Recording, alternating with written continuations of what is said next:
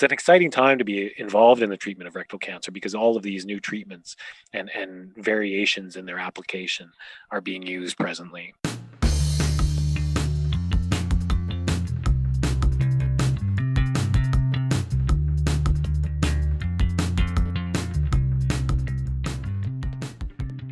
Welcome to the Cold Steel Surgical Podcast with your hosts Amir Farouk and Chad Ball. We've had the absolute privilege of chatting with some amazing Canadian as well as international guests over the past year. While the topics have been broad in range, whether clinical, social, or political, our aims for the podcast continue to remain the same. We hope to inspire discussion, creativity, scholarly research, and career development in all Canadian surgeons. We hope you enjoy our second season as we continue to highlight some incredible guests, deliver detailed masterclass sessions on a myriad of clinical topics, and introduce some fresh new features such as debate and companion formats. We hope you relish the podcast as much as we do.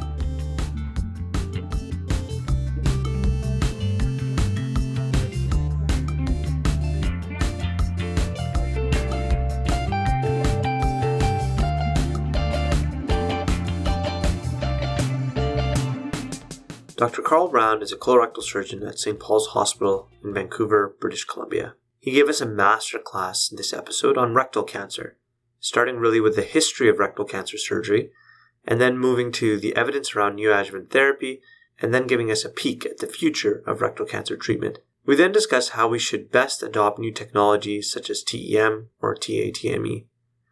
A reminder to listeners that we now have the transcripts for all of our episodes available on the Canadian Journal of Surgery website. This is a handy written resource to go over, especially for detailed masterclasses like this one. As always, we welcome your feedback on Twitter at CanJSurge or via email at podcast.cjs@gmail.com. Well, it's an absolute pleasure on Cold Steel today to welcome Dr. Carl Brown from Vancouver. Dr. Brown's a colorectal surgeon, as you'll hear about. Welcome, Carl. Thank you very much for visiting with us today. We know how busy you are. Oh, it's an honor to be here. Thank you very much, Chad. I think most of us across the country, and certainly in Western Canada and Toronto, know you well, Carl. But for those maybe who didn't, could you tell us where you grew up and what your training pathway was, and maybe most importantly, how you ended up in Vancouver at St. Paul's? I guess I'm a bit of a surgical hobo. I grew up in Ontario in a small town and went to McMaster University both for my undergraduate and for medical school, which I really enjoyed. It was evidence-based learning. It was a great school to go to. And then I did my surgical residency in the University of Calgary, which I'm sure both of you would agree is the best residency program in the country, at least back then. And then I ended up doing my fellowship in colorectal surgery at the University of Toronto, and concomitant to that, I did my master's degree in clinical epidemiology and really enhanced my interest in clinical research.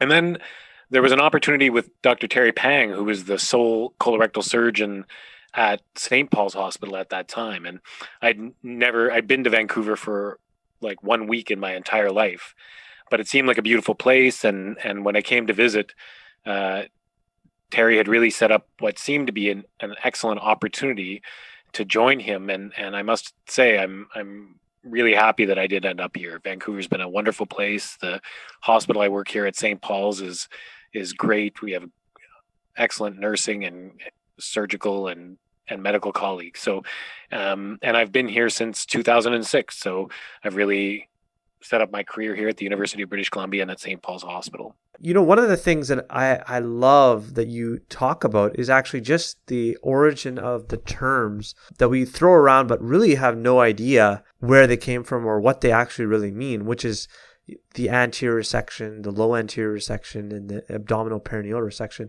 So Dr. Brown, could you walk us through those terms and sort of how they're indicative of the evolution of rectal cancer surgery?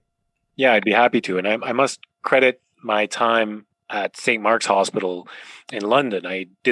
When I was at the University of Toronto doing my colorectal fellowship, there was a 1-month exchange that we did at St. Mark's. And that was really an excellent opportunity to work with different surgeons. We worked with the original creators of the pelvic pouch surgery, and it was an awesome opportunity. And John Northover, who was a surgeon there at the time, showed me a video of a rectal cancer operation that was done in the 1940s. And at that time, it was interesting because all rectal cancer surgeries were really done with a posterior approach.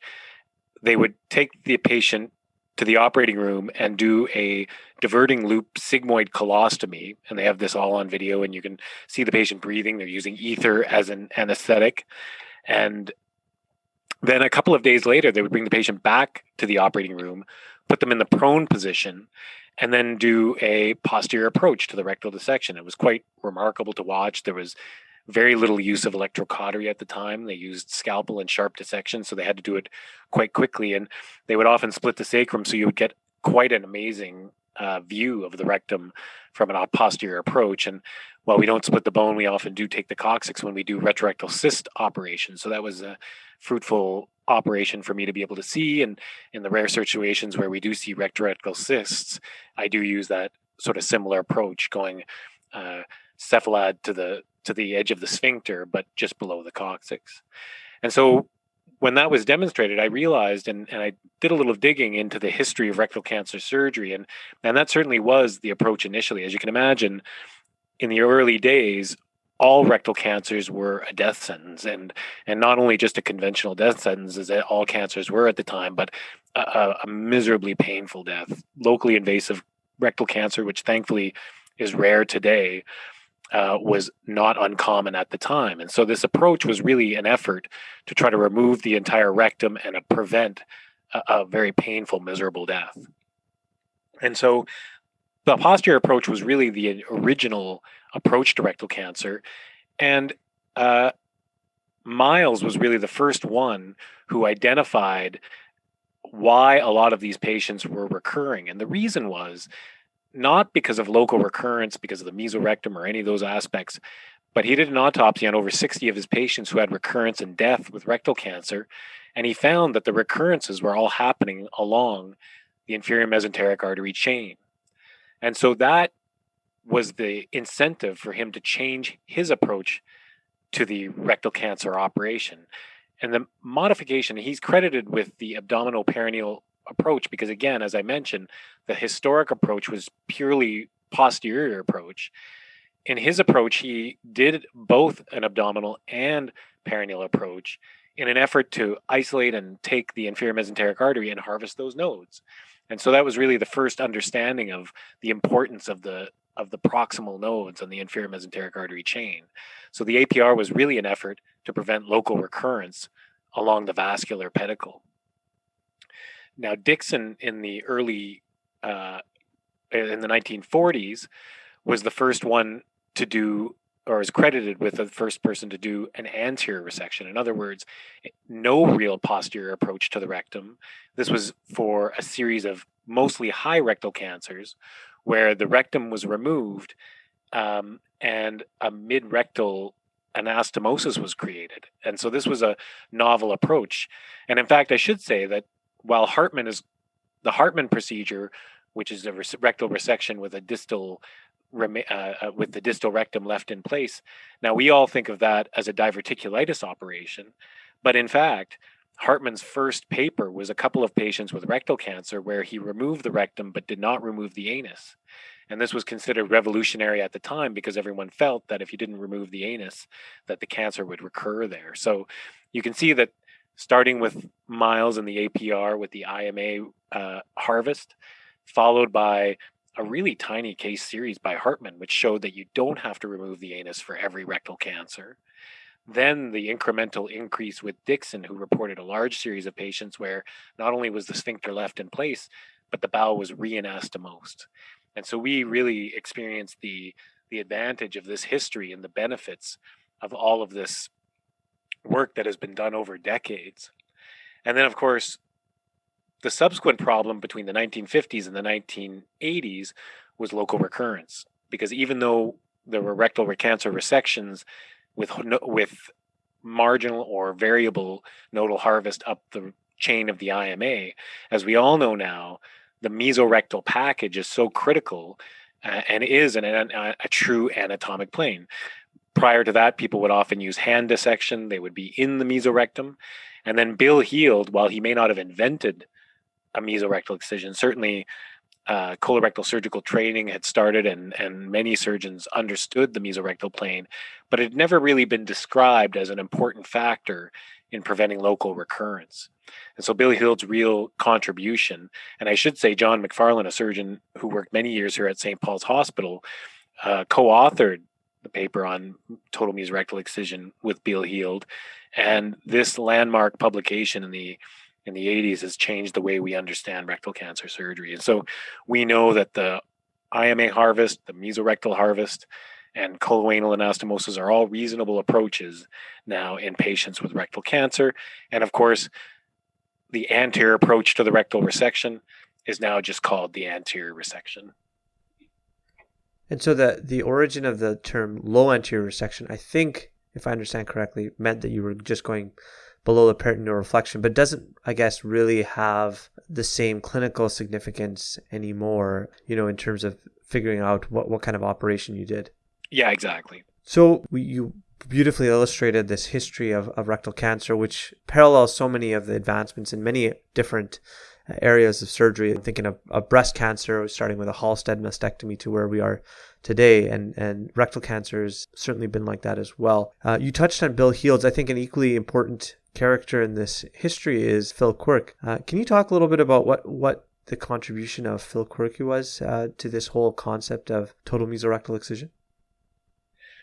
Yeah, I mean, Phil Quirk was a key partner with Bill Hield in this, in that not only is it important to do the appropriate surgery, but it is important to do an appropriate evaluation of the mesorectal specimen. And the Quirk method, which is still used today, is really the preservation and marking of the mesorectal margins with ink so that you can not only assess the integrity of the mesorectal dissection, and of course, when surgeons do operations, really the pathology is the product. If you think of the artist and the art, in this case, the surgeon and the pathology.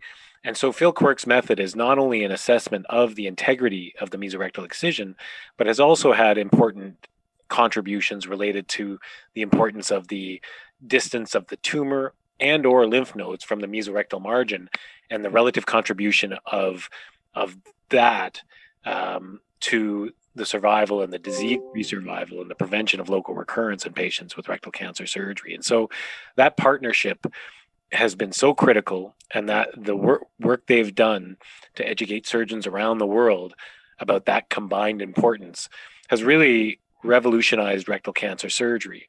We know that the local recurrence rates for rectal cancer were in the 20 to 25% range in the early 80s.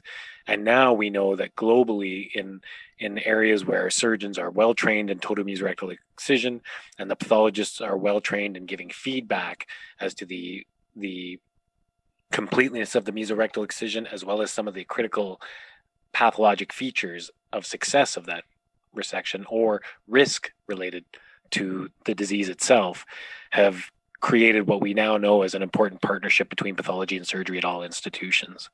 And certainly we have our multidisciplinary conferences every week where we discuss every rectal cancer surgery, every rectal cancer case that we evaluate. And integral members of that team include our pathologists, the surgeons, and the radiologists. Not to mention, of course, the medical and radiation oncologists who are critical members of that team. But the members of the importance of the pathologists in that multidisciplinary conference can't be understated. What exactly is a total mesorectal excision, and why is that so important? The rectum has, if you think of the colon has the colonic wall and then the mesentery, which really runs typically linearly from the edge of the colon along the vascular supply to the root of the vessels, whether it be the ileocolic artery or the left colic artery. For the rectum, it's a little different. Once the rectum that flows down to the anus and connects at the anus is really surrounded by its mesentery. It's a true network of vessels that stem from the inferior mesenteric artery, and so you can imagine it's the rectum itself is wrapped in a variable amount, usually 1 to 5 centimeters of fat density circumferentially. And that circumferential fat has both the blood vessels and the lymphatic and venous drainage of the rectum. And the importance of it is that the mesorectum extends all the way down to the levator, to the pelvic floor, to the levators and the anal canal. And we know that for rectal cancers that are not in the anal canal, but anywhere above that, that all of the blood supply and all of the lymphatic drainage flows proximally into the mesorectum. And so what this allows us is that in most areas when we do cancer surgery in the bowel, we need typically 5 centimeter proximal and distal margins on that tumor. But knowing that the mesorectum, this package of fat, which is separable from the pelvic floor and separable from its lateral pelvic fascia, it is a very distinctive plane that we can see and dissect in to maintain this rectal mesorectal integrity. That allows us to remove the rectum without removing the anus, all the way down with 1 centimeter, and some people would say just a microscopically clear distal margin, thereby allowing us to do a colon to anus anastomosis without getting a 5 centimeter distal margin. So the importance of the mesorectum is so critical in that it allows us to do a effective rectal cancer surgical operation while still maintaining GI continuity in a lot of patients.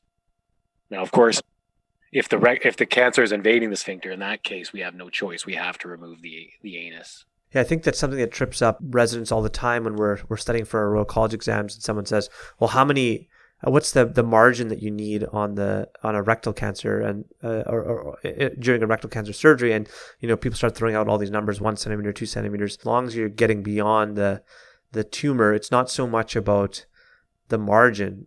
Yeah, that's right. I mean, the margin, the submucosal spread is limited, and this was another major important contribution of Quirk, is that he identified that all virtually or very little of the mesorectal spread of rectal cancer in the nodes or otherwise is distal. It's virtually all proximal.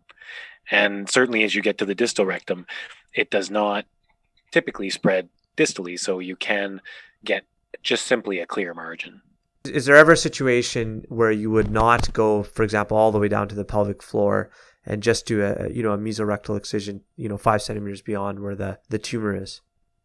Certainly. I mean, that's an excellent question. I mean, the question stems from, is there any disadvantage from doing a total mesorectal excision?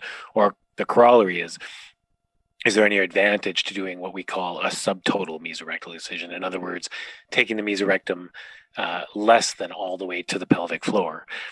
And the answer to that is, generally speaking, function. That the more rectum you have, the better your postoperative bowel function is.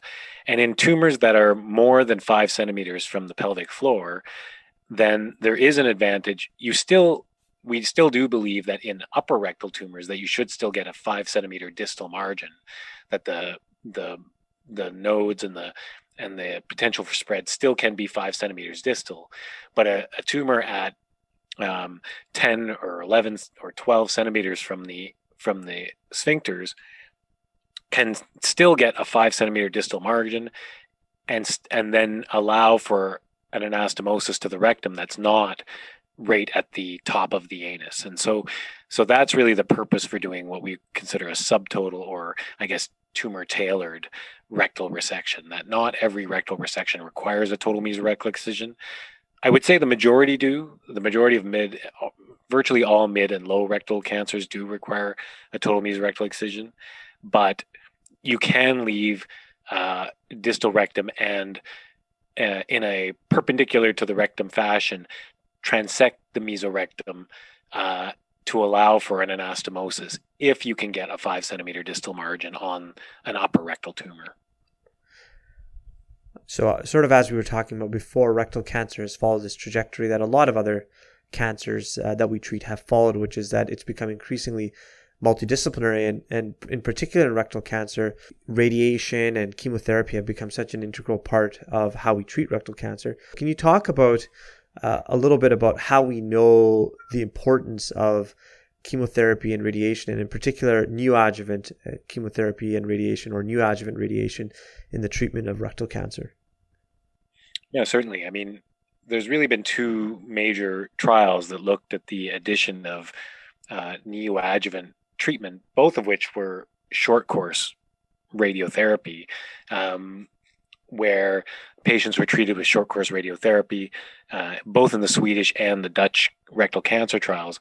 Large numbers of patients, again, I can't remember the exact number to share with you now, but of patients randomly assigned to either preoperative radiotherapy followed by surgery versus surgery alone. And in both of those trials, there's been a substantial improvement in local recurrence with regard to the patients treated with radiotherapy. Now, there have been a number of trials, again, I can't cite them immediately, but which have looked at the long course chemoradiotherapy versus short course radiotherapy alone, which have shown no real difference in local recurrence. But there is a difference when you do long course. And let me just take a step back and say that the short course radiotherapy is typically 25 gray over 5 days, and the long course is usually 50.4 gray over typically 28 days, combined with typically capecitabine. And so those two treatments don't seem to differently impact the patient's long-term survival or local recurrence. However, there is a technical advantage to doing long course chemoradiotherapy in patients who have large bulky tumors which may not necessarily invade the sphincter, but because of their bulk may technically make a coloanal anastomosis difficult, or may encroach because of technical reasons on the distal margin.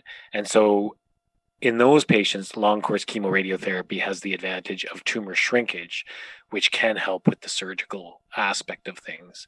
Now, of course, there's always a price to pay for any treatment that you add, and certainly radiotherapy can lead to problems with bowel function after. When you radiate the sphincter, radiate the pelvis, functional outcomes can be compromised, not to mention the fact that in patients who may have subsequent in men prostate cancer or cervical cancer, you eliminate the possibility of using radiotherapy in the future.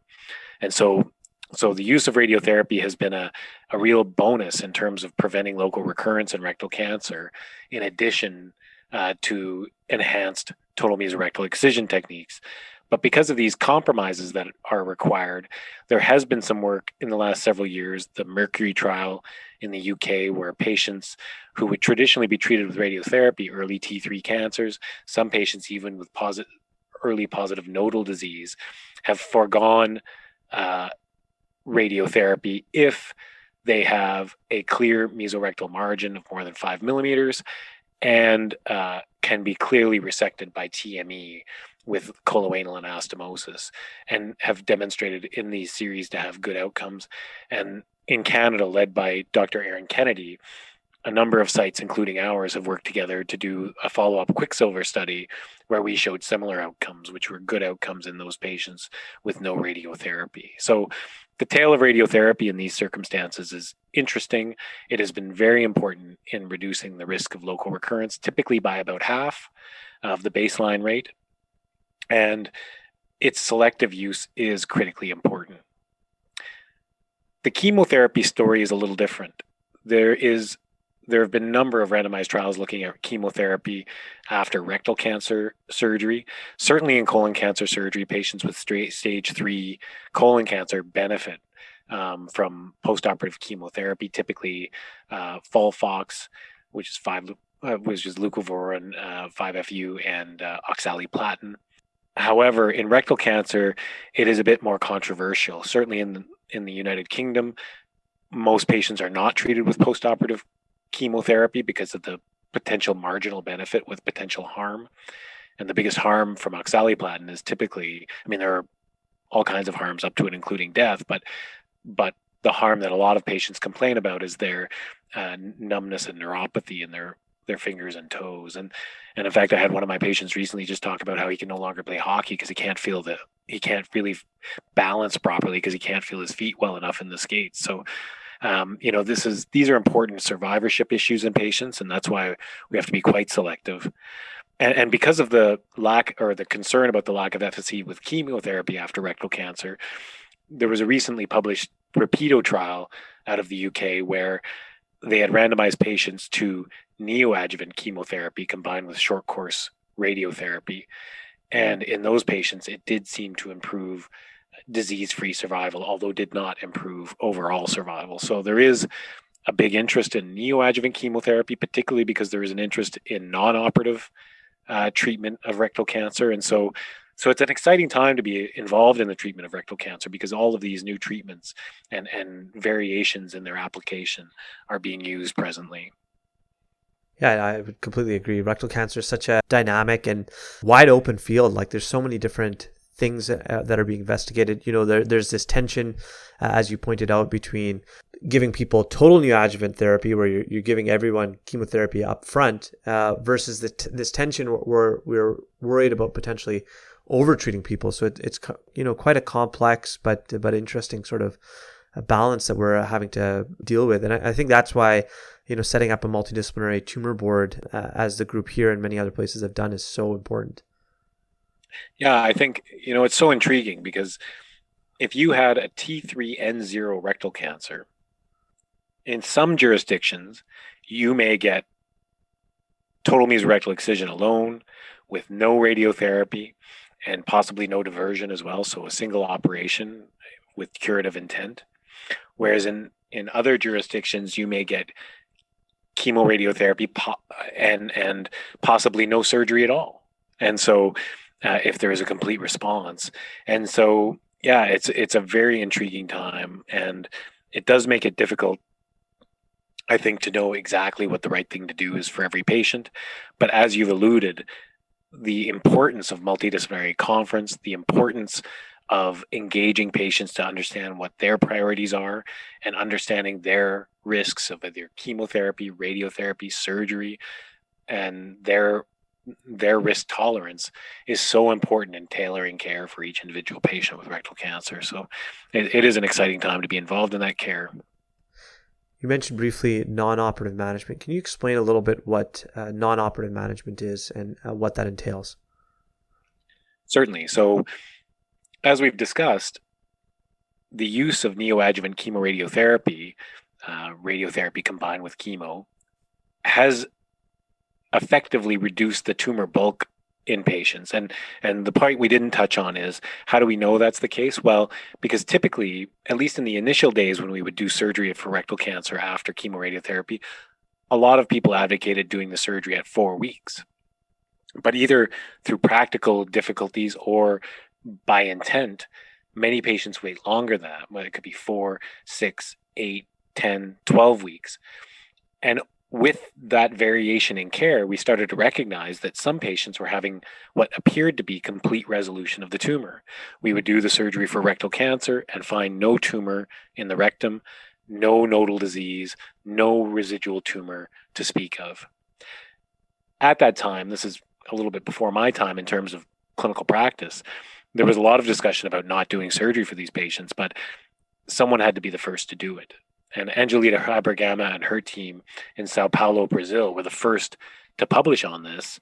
And in fact, and I think I might have been a resident at the time, when this was presented at the American Society of Colorectal Surgery meeting, she presented their data on patients who had had non-operative management that they were just following.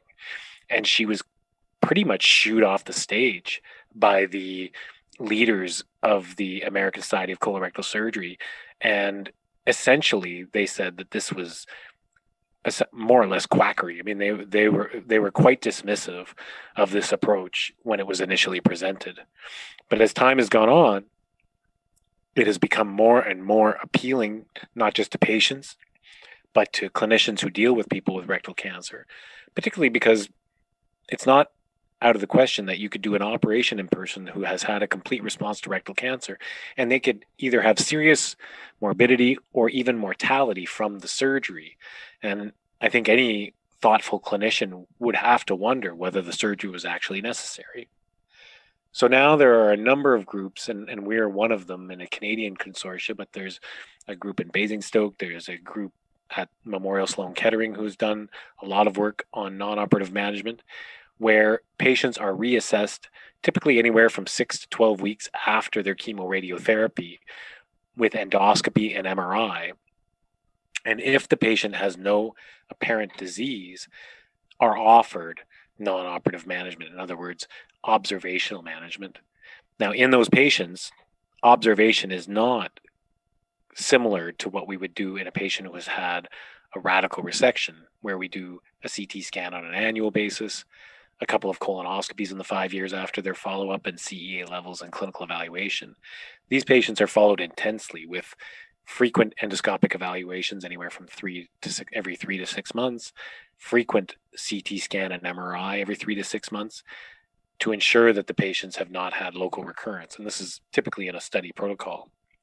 And the best data that we have so far is an international consortia where it appears that the 5-year local recurrence rate in these patients is in the range of 25 to 30%. So it depends on whether you're a glass half full or a glass half empty person when you observe that. Some people would say, well, 25 to 30% recurrence is a terrible outcome from cancer surgery or from cancer care.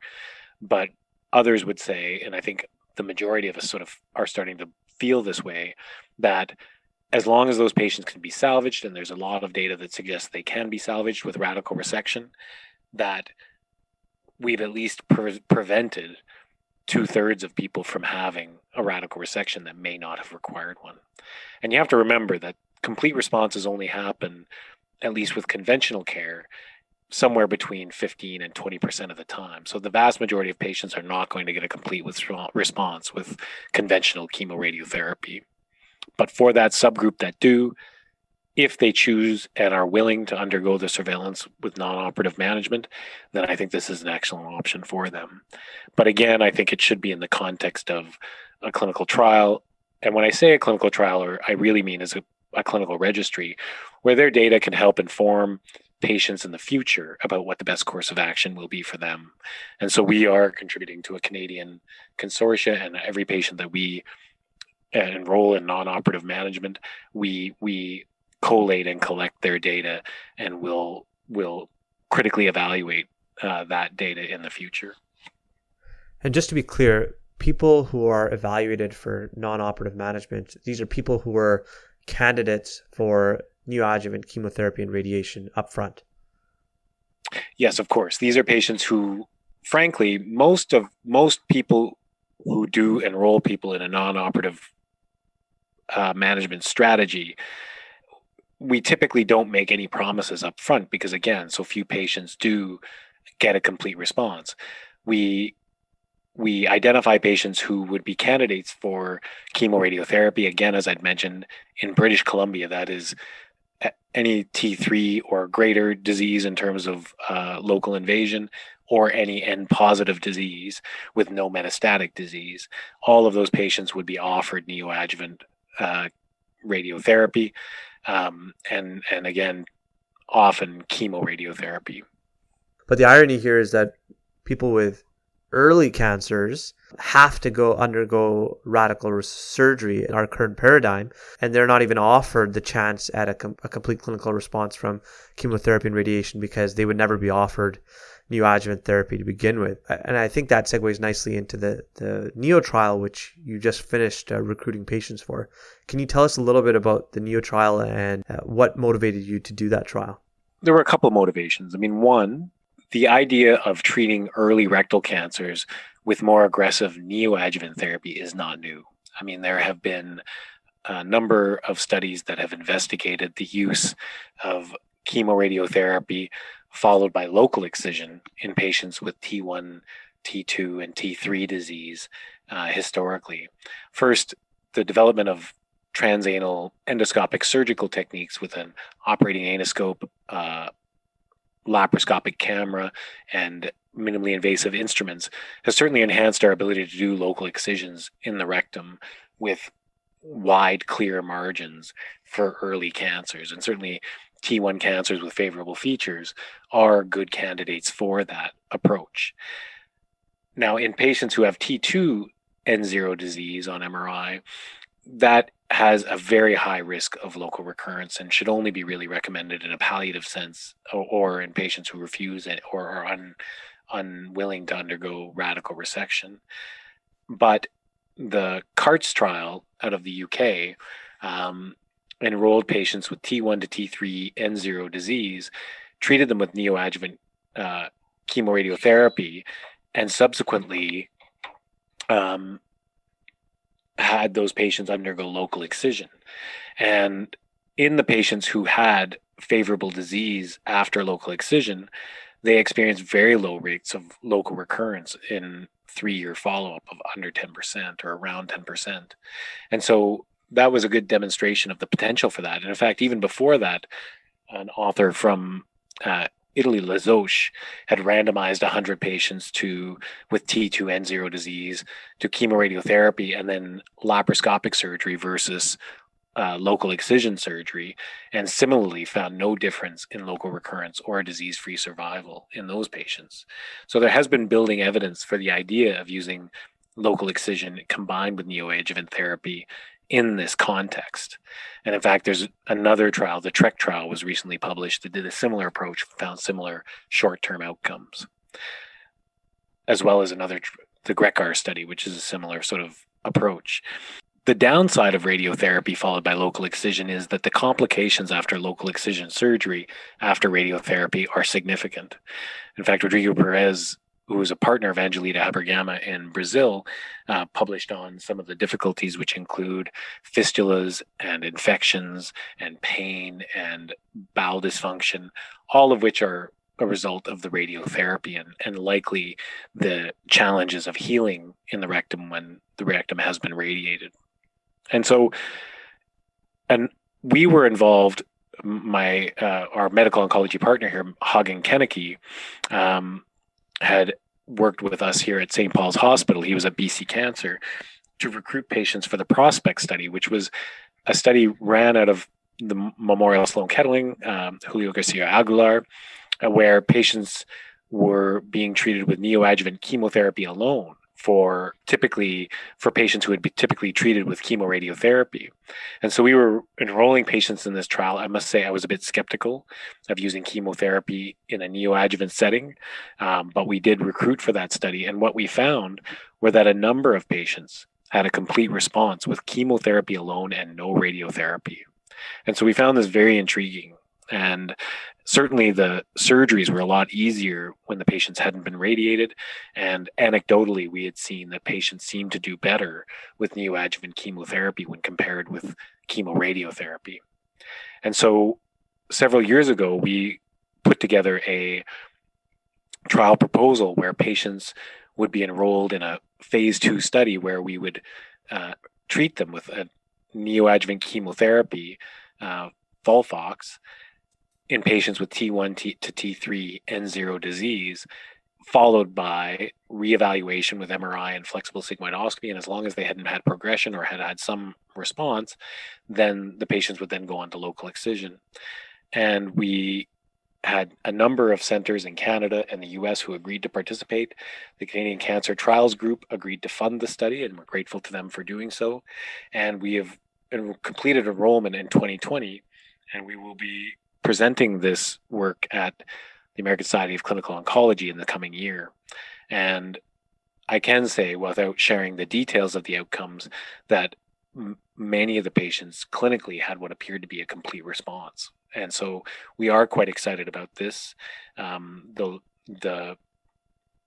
Again, without sharing all the details, the complications after local excision were minimal when compared to patients who had local excision after chemoradiotherapy. So we think this is an exciting option. We look forward to sharing the results of the study, and we are already working on a follow-up study to recruit a larger number of patients to get a better sense of the longer-term outcomes in a randomized control trial. I do want to take a step back here and just point out that it is not easy to conduct a trial such that, like the one that you put on with Neo, particularly in the Canadian setting, and being a busy clinician like yourself. Can you talk a little bit about how you sort of set in place the infrastructure? And, you know, I'm thinking about the work that you did early on doing the trial on to close or not to close after a transanal excision, and how that maybe helped you build the collaborative relationships you needed to actually pull off the NEO trial? Yeah, certainly. I mean, I think I learned a lot about research and teams and team building during my time at the University of Toronto, and Robin McLeod was certainly an inspiration in that regard. And so when I came to British Columbia, I was very interested in replicating some of the work they had done and in putting together a strong team at this center at St. Paul's. But more than that, nationally, we had a very interested and continue to have a very interested group of surgeons, particularly colorectal surgeons, who are extremely collaborative. And despite the geographic issues that Canada has, we really all wanted to work together. We were all inspired to do research as a team. And so I feel very grateful that people like Hussein Moulou in Ottawa and Laura Williams, who was originally at Dalhousie but is now in Ottawa, Dave Hockman in Winnipeg, and a number of others who collaborated on this trial, as well as Dr. Manoj Raval here at our site, and Terry Pang as well at our site. We agreed to do a collaborative multi-center research project. We were all interested in transanal endoscopic surgery, and we had noted anecdotally that you could leave the defect unsutured, which I thought was bizarre when I first went into practice because I'd never seen that before. It was actually Terry Pang that had showed me that you could do that, where we would resect even an adenoma in the rectum and not close the rectal wall. And with the mesorectal envelope surrounding the rectum, as we discussed earlier, that would act as a healing matrix, and the rectal wall would regenerate on top of that mesorectal base.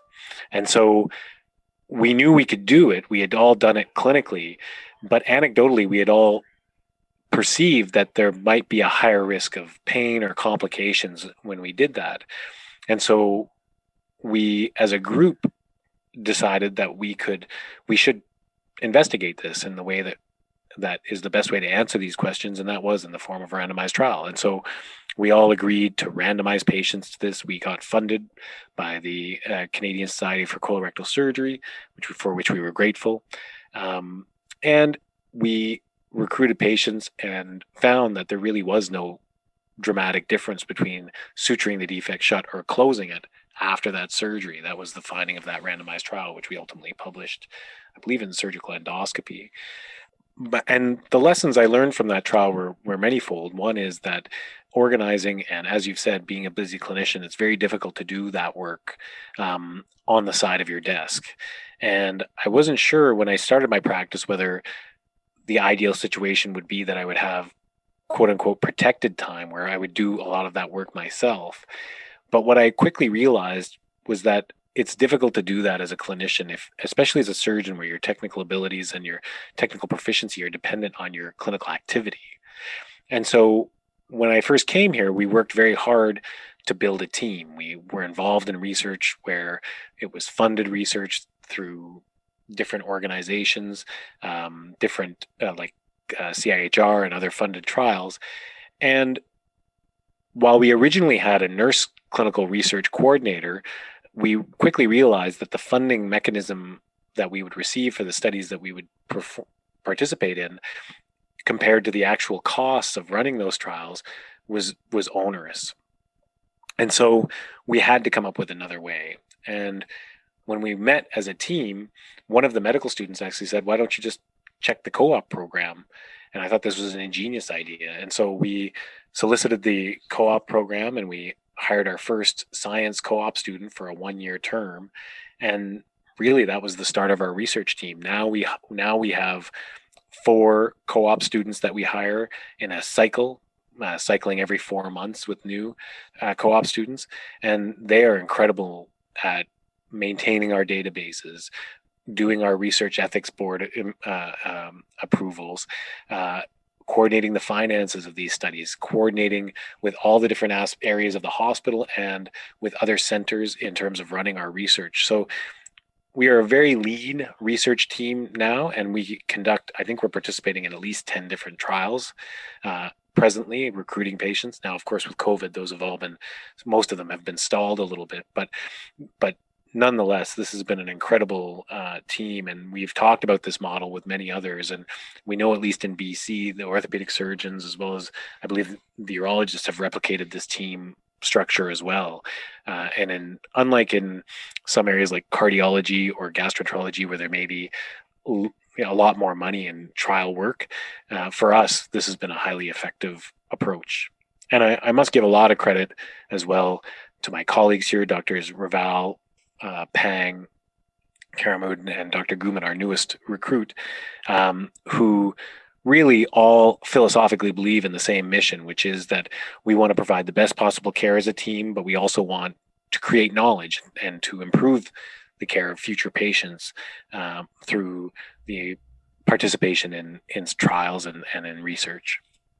I wanted to shift gears a little bit, Dr. Brown, and talk about something that's related to this, but slightly different, which is how you sort of got started doing TEM and TATME, and really I think Vancouver has become a leader, at least nationally, on both of those fronts. Can you talk a little bit about how you got interested in TEM?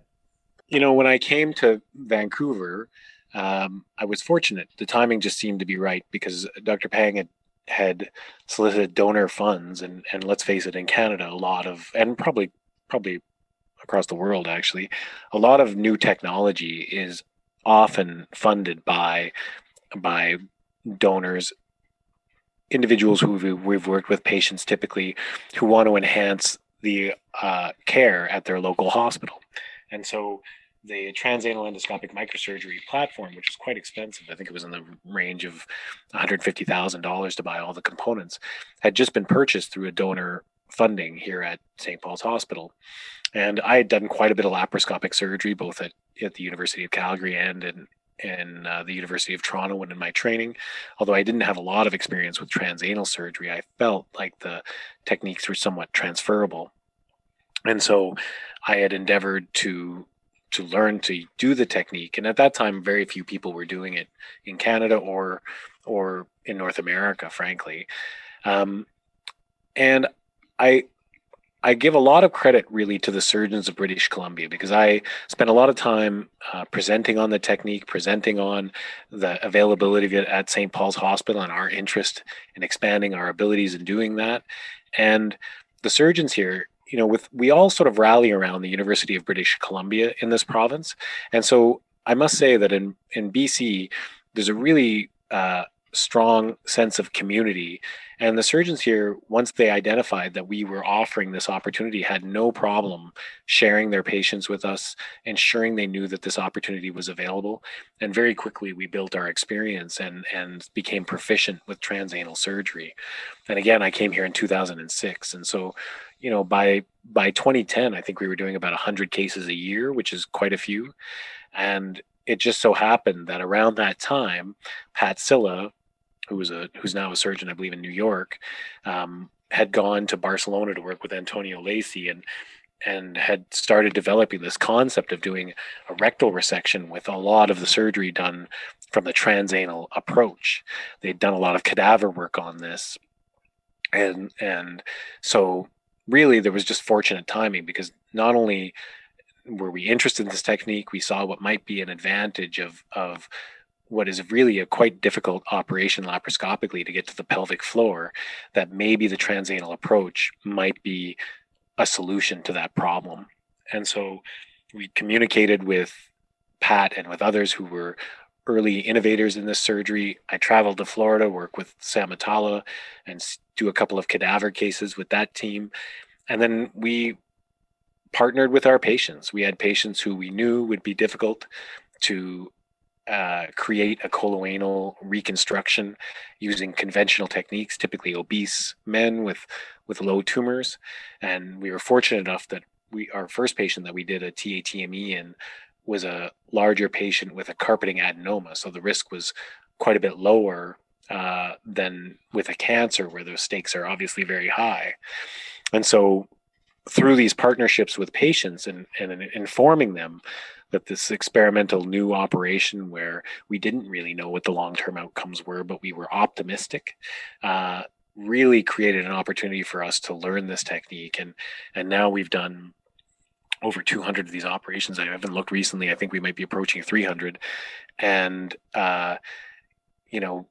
Dr. Robertson, Reagan Robinson, one of our recently graduated fellows, just informed me that we're getting our propensity scored matching paper published in the British Journal of Surgery, where we've demonstrated that the results in matched patients compared to conventional surgery lead to higher rates of coloanal anastomosis, strangely lower rates of leak, but equivalent oncologic outcomes in our experience. And so we were quite happy about that. And again, I think the important thing here was that we were very cautious about the introduction of the technology. We created clear guidelines about who would be appropriate for the operation and what the steps we would do locally to ensure the safety of these patients, including presenting them at our multidisciplinary conference, including making sure 2 of the surgeons attended for the perineal aspect of the operation, which was the new part. And I'm very proud of what our team has done in stewarding this new technology. And I'm grateful to both my partners and the patients who've agreed to embark on this journey with us. You have some excellent videos on TATME on YouTube. And so rather than go through it here, I think we'll just point listeners to your YouTube videos where you kind of demonstrate your technique. And then the second thing is we'll link in our show notes to the EBRS webinar on TATME, where there's an excellent discussion that you have with Marcus Bernstein and Dr. Dada and Aaron Kennedy and Jason Park about the merits and benefits of TATME. So we won't belabor that here. But what I did want to talk to you about, and this is something I think you and I have had many conversations about, is the idea and the concept of innovation. Did you always sort of think of yourself as someone who would embrace innovation? You know, they talk about people being early adopters or late adopters. Are you someone who's an early adopter in everything, or is this something that you specifically saw as being something that you thought would be novel and had real merit and benefit to? I wouldn't say I embrace all innovation. I think when it comes to innovation, a couple of things. One, I think laparoscopic cholecystectomy has had an interesting impact in surgery, where I think historically surgeons have been quite conservative, but the wave of laparoscopic cholecystectomy that swept over the world, really, in terms of the enhanced outcomes in patients who were treated with laparoscopic cholecystectomy compared to open cholecystectomy, really changed the paradigm in the way surgeons view new technology.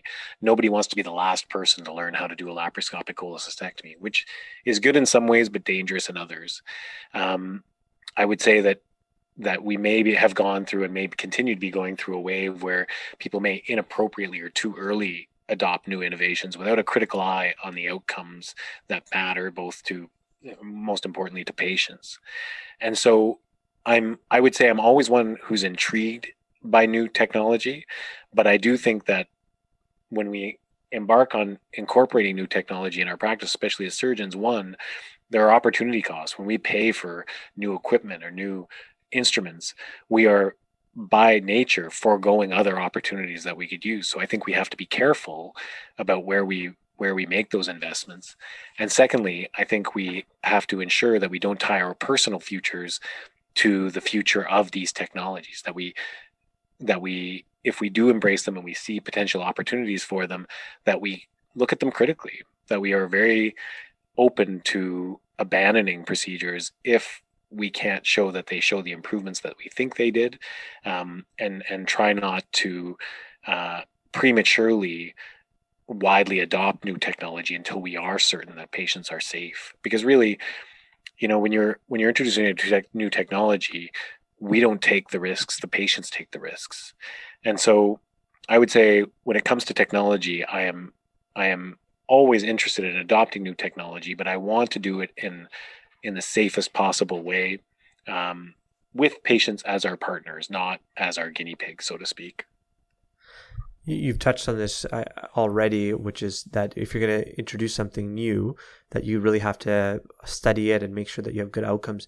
Are there any other key components that you think are really critical when introducing a new technology or a new technique in surgery? Yeah, I think that there is, as I sort of mentioned with the partnership issue, I think that full disclosure to patients about what is known and what is not known and what your experiences are with that operation are critically important. I think that particularly in surgery where there's a technical element to a lot of these procedures, we know there are learning curves. We know that the first operation you do in a certain technique is never going to be as good as the 100th that you do. It's not the same as introducing a beta blocker or some other drug where if I give the drug or you give the drug or someone in Indiana gives the drug, it's all the same drug.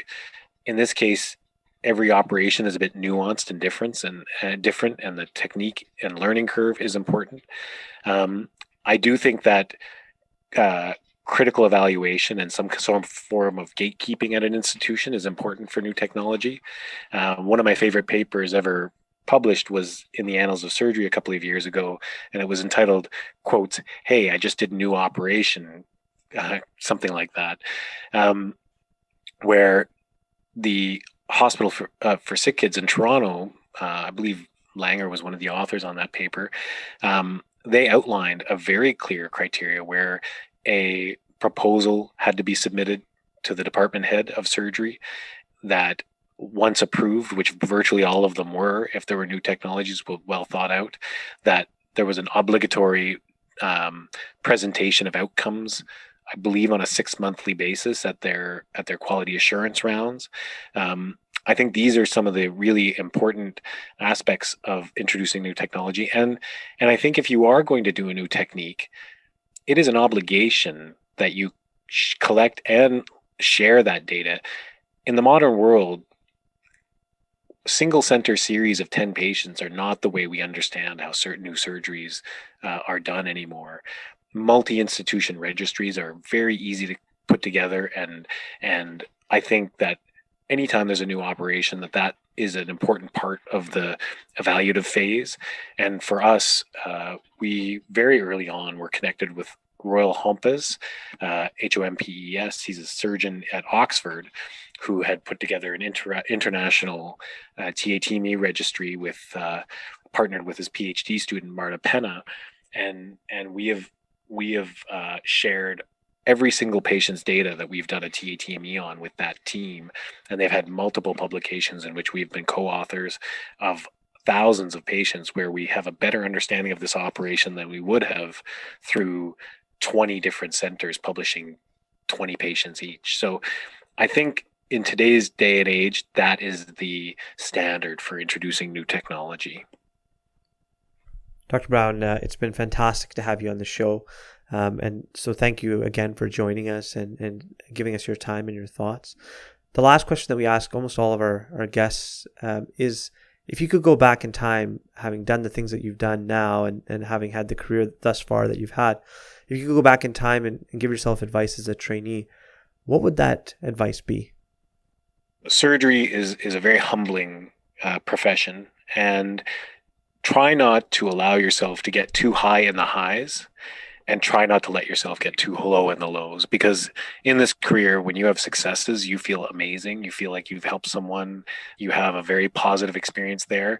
You should always be reminded that, you haven't figured it out any more than anyone else, that you still have to be diligent and careful, and that the next bad outcome is just around the corner, even though you may have done the exact same thing. So I think one of the key ingredients to that is to surround yourself with colleagues if you can. This isn't always possible, but surround yourself with colleagues who are in equal measure critical and supportive. You don't want people who are only cheerleaders, because then you may do just as many wrong things as if you have people who are only naysayers. And so, yeah, I think in surgery, it's not an individual sport anymore. It's a team sport. So try to find a good team and try to have both support and critical elements in that team.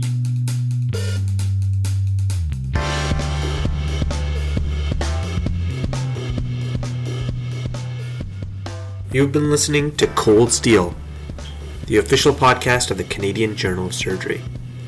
If you've liked what you've been listening to, please leave us a review on iTunes. We'd love to hear your comments and feedback, so feel free to email us at podcast.cjs@gmail.com or connect with us on Twitter @CanJSurge. Thanks again.